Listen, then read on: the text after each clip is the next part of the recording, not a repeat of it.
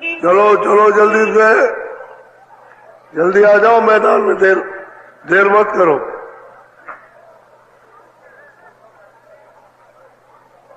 चलो चलो समय होने वाला।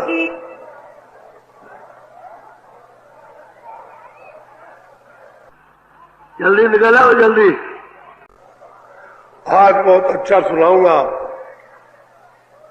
आपकी समझ में आएगा। जय गुरुदेव,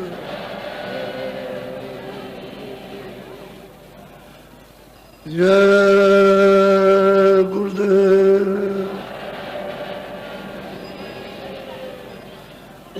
जय गुरुदेव। नाम किसका? जय गुरुदेव। नाम किसका? जय गुरुदेव। नाम किसका?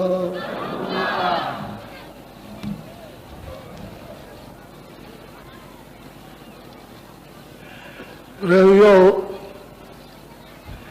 जय को निकाल दो और देव को निकाल दो तो ये एक ही शब्द है, गुरु। तो गुरु कहने में इस जिज्ञा से प्रियता नहीं टपकती है। आदर सूचक शब्द को लगा दीजिए तो उसमें प्रियता होती है, नहीं जबान रूखी हो जाएगी।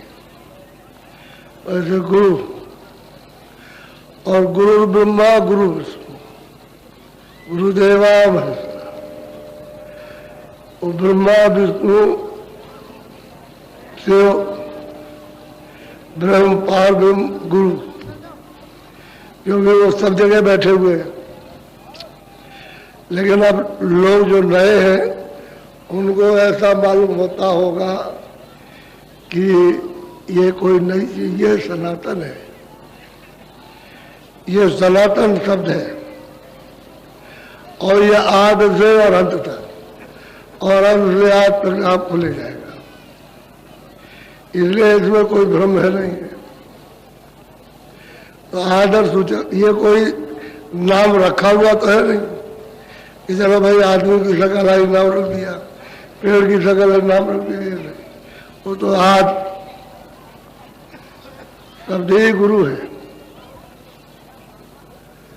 तो शंका कभी मत करो, शंका करोगे तो उलझ जाओगे, और निसंशय में जाओ,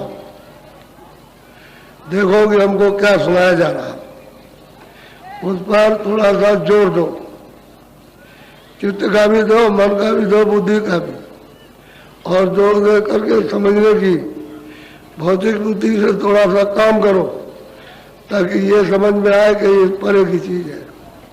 तो परे के लिए तैयारी कर लो।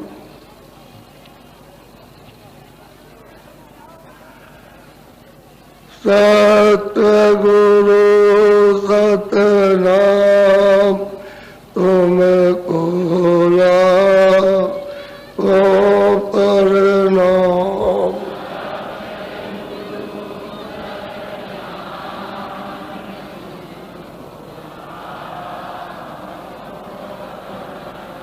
सतगुरु सतनाम तुमको लाओ प्रणाम।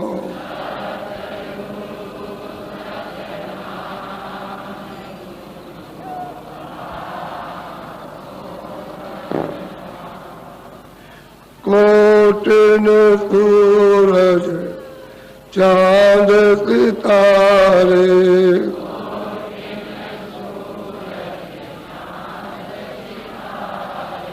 रोम रोम में करे उजारे,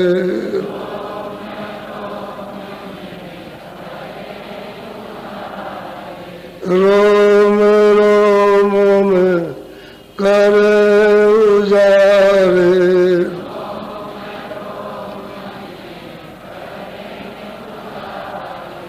सतपुरुष करतार तुमको लाओ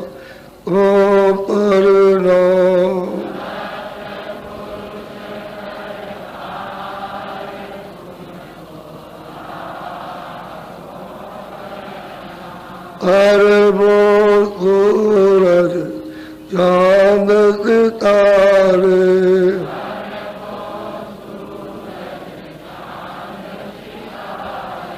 रोम रोम में करे उजारे,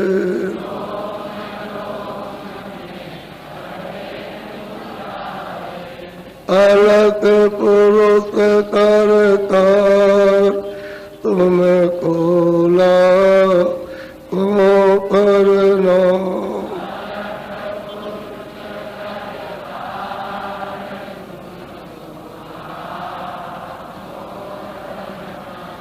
खर वो सूरज चांद सितारे,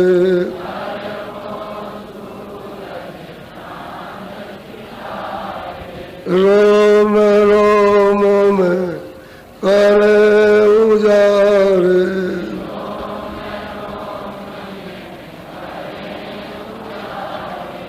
अगम पुरुष करतार तुम्हें खोला को परना,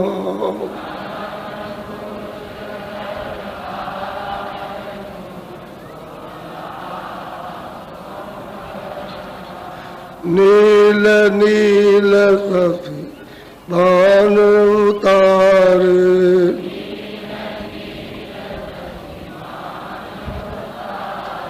नील नील सखी भान उतारे,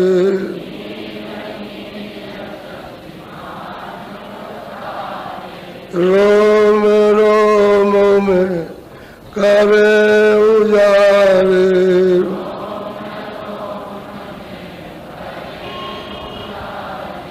रोम रोम में करे उजारे,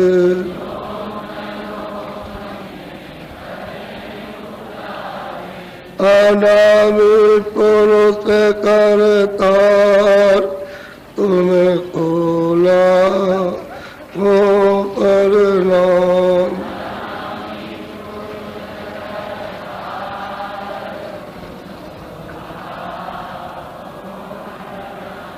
अनामी पुरुष करतार तुम्हें खोला को परना,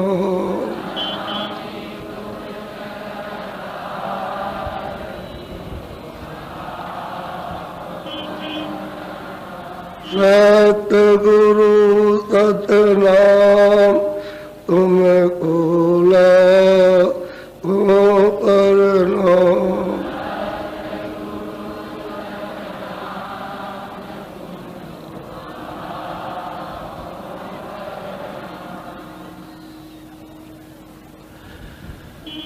बच्चे और बच्चियों, हम सभी लोग मनुष्य शरीर में, इस शरीर में रहते हैं। देखता हूँ कि एक दूसरे की पूजा करनी चाहिए। इस शरीर में शरीर की आरती, वेशभूषा, कपड़ा, वस्तुएं पहरा कर, चाहे बच्चे हो, चाहे बड़े हो, चाहे छोटे हो, तभी अच्छे लगते हैं। नंगा कोई अच्छा नहीं लगता। ऐसे ही जब सूरज दोनों आंखों से ऊपर जब चलती है और स्वर्ग में पहुंच गई, तो वहाँ का वेशभूषा अलग है और वहाँ आरती होती है।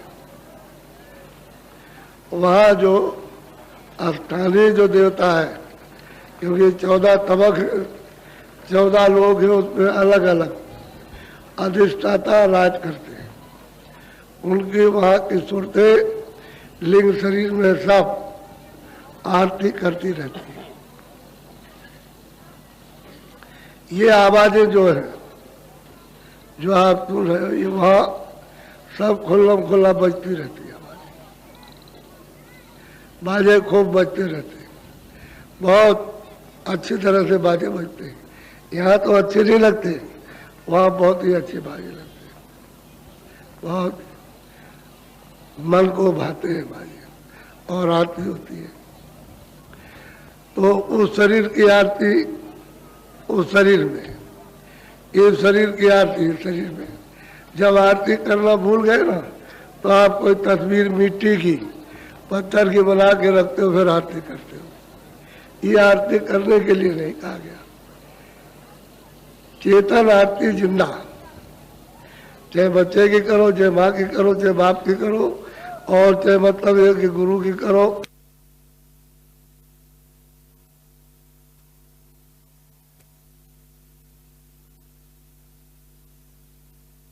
या राजा की किसी को करो, जिंदा आरती करना चाहिए।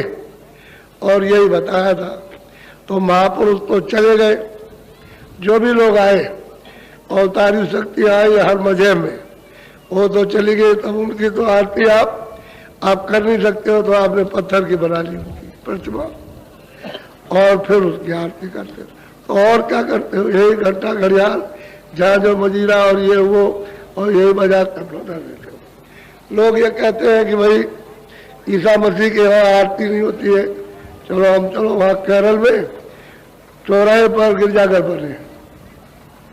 मैंने बहुत केरल में गिरजाघर देखे, चौराहे पर बने, बीच में इधर से सड़क जा रही, इधर से जा रही इधर। तो मैंने देखा वहाँ कि स्त्रियां अंदर जाती हैं उनके यहाँ, फाट से उन्होंने मतलब यह है कि दिए में और रखी उसका कपूर और फौरन ऐसे आरती की, ईसा मसीह की फोटो की। लोग कहते हैं वो आरती नहीं करते। आरती तो मनुष्य की होनी चाहिए, पत्थर की आरती नहीं होनी चाहिए, चेतन होना चाहिए। क्योंकि इसमें सूरज चेतन बैठी हुई है इस जड़ में, और अगर वो चेतन हो जाए, चेतन से जुड़कर, तो आरती सुनना, क्योंकि वहां तो घनघोर आरती हो रही है। और तो मस्तक खुल गया आरतियों का। 2400 घंटे कीर्तन और 2400 घंटे आरती, और उसके दरवाजे पर 2400 घंटे घंटा घड़ियाल बजते रहते हैं, कभी बंद नहीं होता। लेकिन अब यह है कि अब किसी को मालूम नहीं है कि हमको तो अनजान में आप लोग फंस गए हो। ये आरती करना चाहिए। क्यों आप देवी की पूजा करते हो? कि देवी है, देवी जब वो चली जाती है तो उसकी पूजा करते हो, फिर आप आरती करते हो। अरे भाई जिंदा में उसकी आरती करो, मरने के बाद प्रतिमा बना करके आरती क्या करना? वो तो फिर तुम जड़ में फंस जाओगे। चेतन के करो, जब जिंदा रहे उसके लिए बताया गया, लेकिन सब के सब भूल गए। अच्छा, आरती का जो विधान है वो ऊपर ही से आया, ऊपर हो रही है आरती, हर मंडल पर हो रही है। क्या उनके यहाँ जो ईश्वर बैठे हुए हैं, यानी खुदा बैठे, उनके यहाँ 24 घंटे आरती होती रहती है, कभी बंद होती ही रही है। ये आरती का समय है वहाँ का, और बाजे हमेशा बजते रहते अखंड।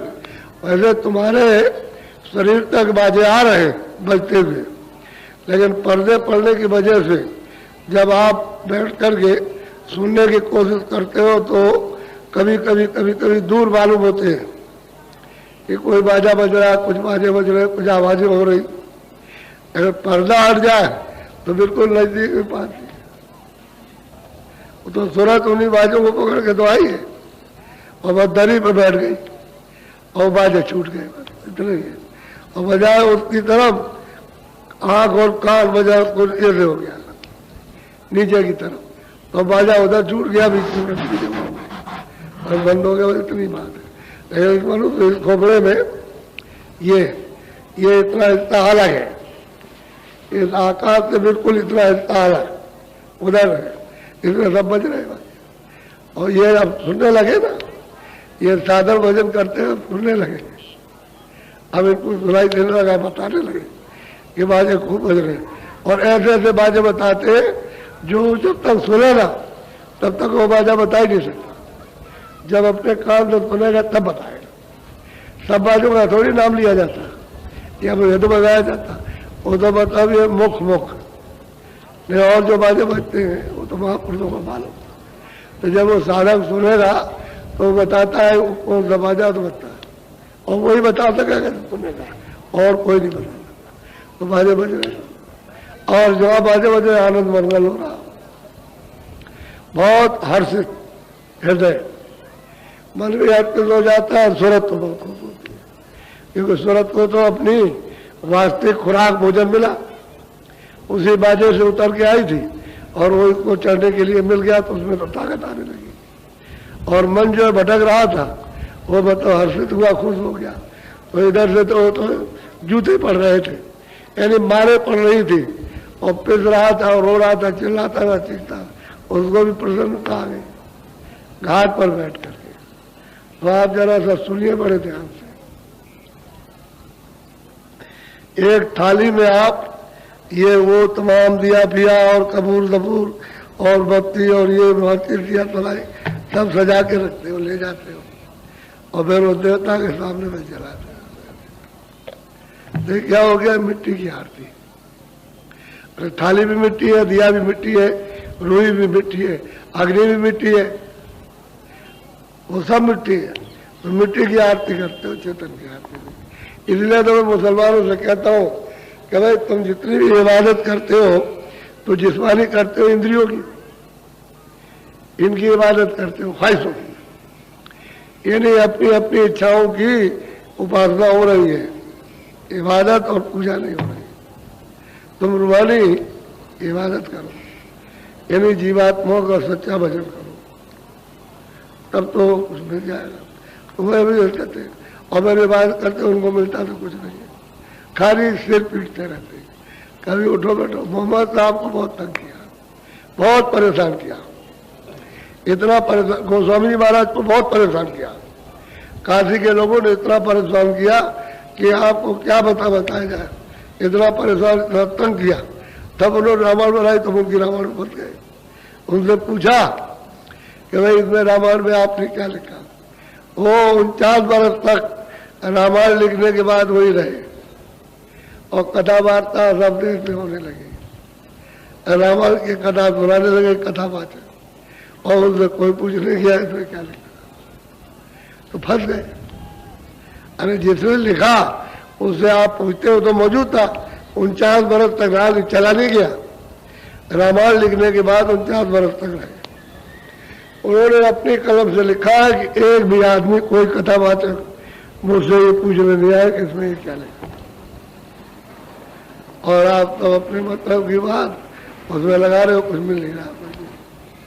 तो यही बात है सर, ये हम सब लोग भटके हुए, भूले हुए, और यथावत मार्ग नहीं पा रहे, और अपनी चेतनता को खो करके चेतनता आप उजागर नहीं कर रहे हो, इसलिए कि कोई विद्यावान नहीं, आध्यात्मिक कोई महापुरुष नहीं है। अगर वो होता तो आपको वही पाठ पढ़ाता, वही रास्ता बताता, वही कराता और वही सिखाता, समझ गए, और उसी तरफ ले जाता। अब जो मिले सब अंधकार में ढकेल मारे, तो बस ढकेलते चले गए, इतनी दूर निकल गए कि अब लौटाओ तो लौटते नहीं है।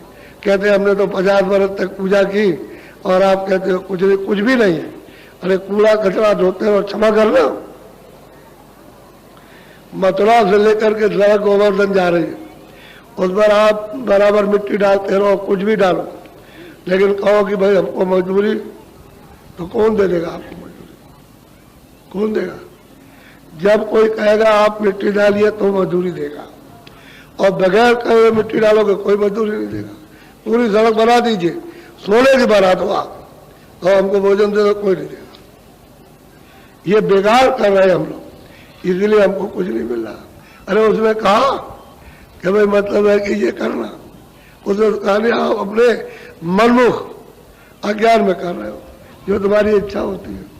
तो रूहानी इबादत तो, आध्यात्मिक भजन तो कोई नहीं करता, सब शारीरिक जड़ उसमें लगे पड़े हुए हैं। तो अरे भाई तुम्हारा बेकार इकट्ठा हुआ, उससे तो कोई फल फायदा न जब मिलने वाला ना मिलेगा।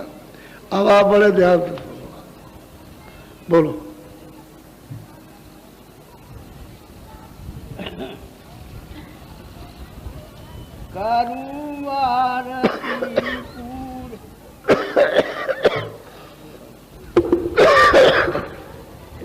करूं आरती पूरे गुरु की, तन मन सूरत लगाय। और कहते हैं कि भाई आरती किसकी करूं?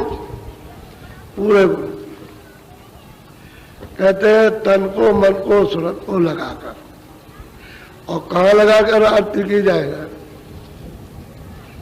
यहाँ इस तन को भी मन को भी इंद्रियों को भी यहाँ रोक करके लगाया। तन मन और मतलब चित्त और सूरत यहाँ बैठा। ये अंदर घाट है, इधर घाट नहीं है, न इधर है, न यहाँ गले में है न चीज है।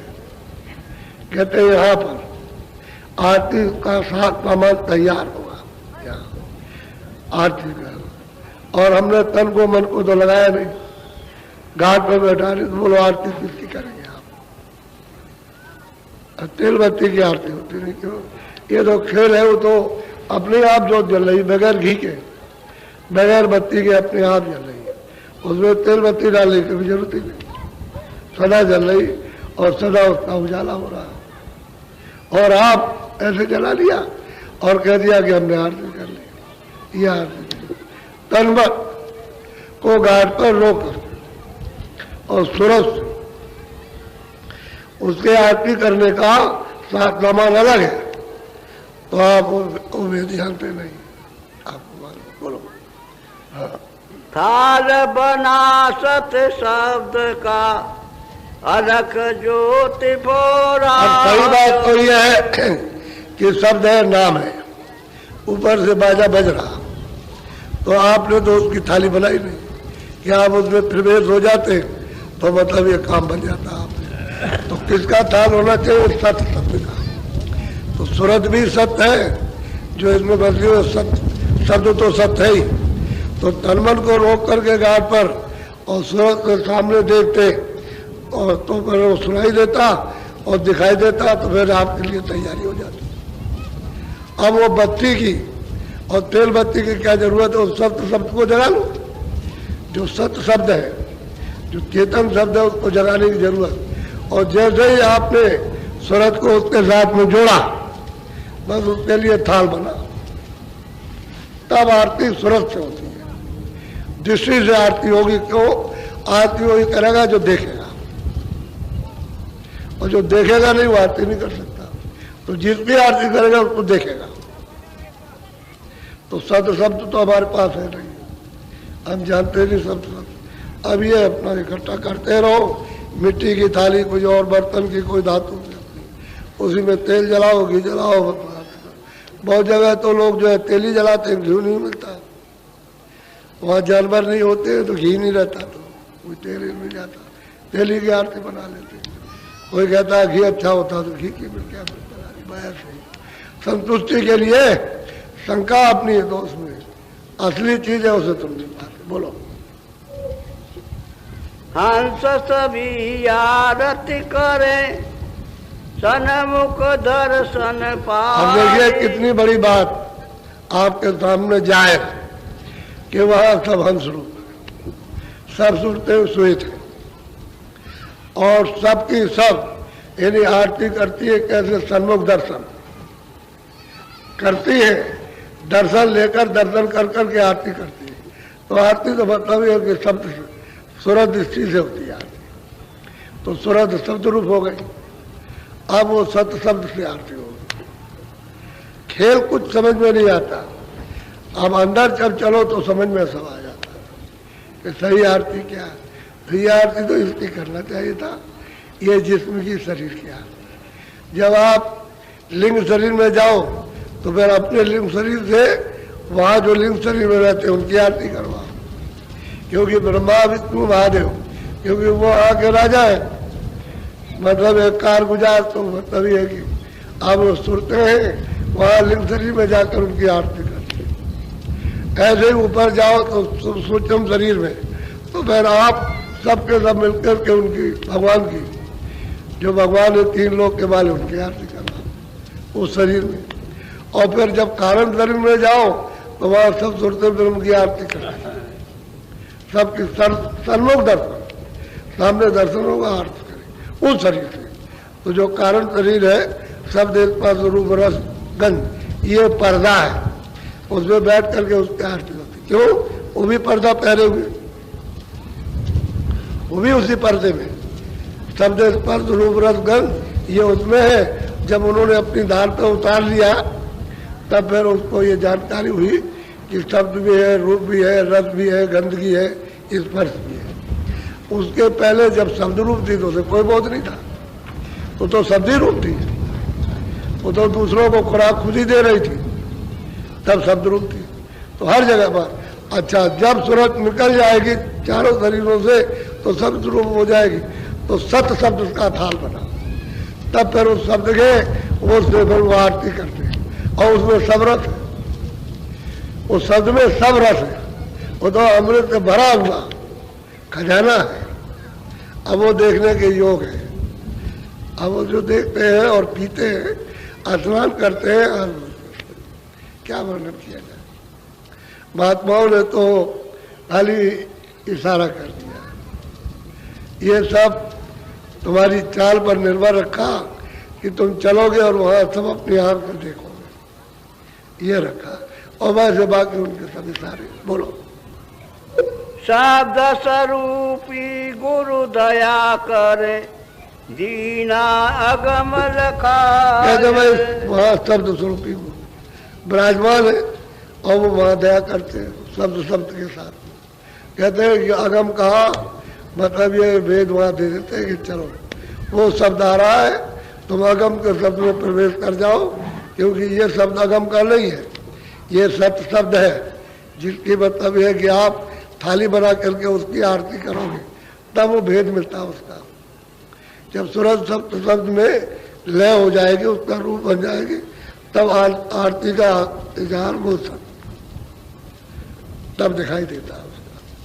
सब आरती हंस करते हैं, सब पुरुष की आरती, जो महापुरुष से अधिष्ठाता है। बोलो,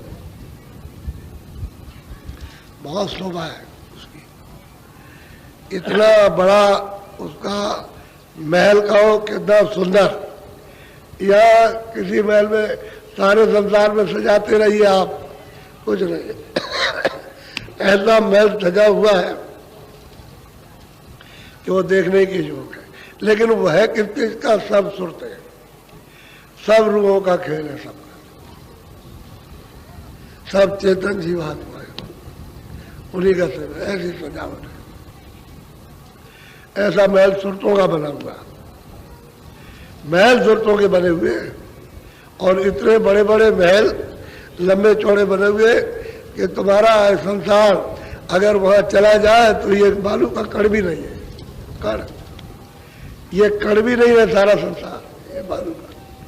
ऐसा वहां पर ऐसे महल वहां उस सतपुरुष के वहां पर। अब यह है कि तो अंदर में आरती होगी, बाहर बोलो। अनाद धुन घंटा बजे। अब वो क्या कहते हैं, बड़े ध्यान से सुनिए।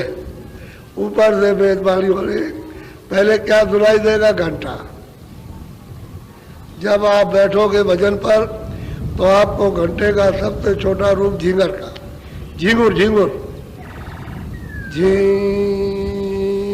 बहुत बारीक और आपको सुनाई देता है।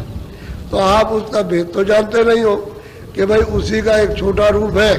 क्यों ऐसा सुनाई दिया कि पर्दा पड़ा है, कान बंद है, तो उसकी छोटी सी आवाज जब हम ध्यान देते हैं कान लगा करके तो सुनाई देती है। अच्छा, उसी को लगातार सुनने लगो तो वही आवाज बढ़ जाएगी, जो बिल्कुल बारीक, वो धीरे धीरे बढ़ते बढ़ते बढ़ते बढ़ते और बड़ी आवाज हो जाएगी। जैसे भृंगी होता है और बोलता है वैसी आवाज, और फिर उसी में सुनते सुनते सुनते सुनते घंटा बजने लगेगा, घंटा बजे कहते हैं सब दरवाजे पर हो रहा, घंटा बजता है। अब उसके द्वार पर तो सब घंटा बज ही रहा है। वहाँ जहाँ उसका मंदिर है वो तो बड़ा आलीशान, सहदल कमल में बड़ा आलीशान मंदिर है, और यहाँ किसी चित्रकारी में नहीं आ सकता, ऐसा महल है। लेकिन महापुरुष जो है जैसा है वैसा तो वो इशारा कर देंगे, लेकिन चित्रकारी में नहीं आएगा।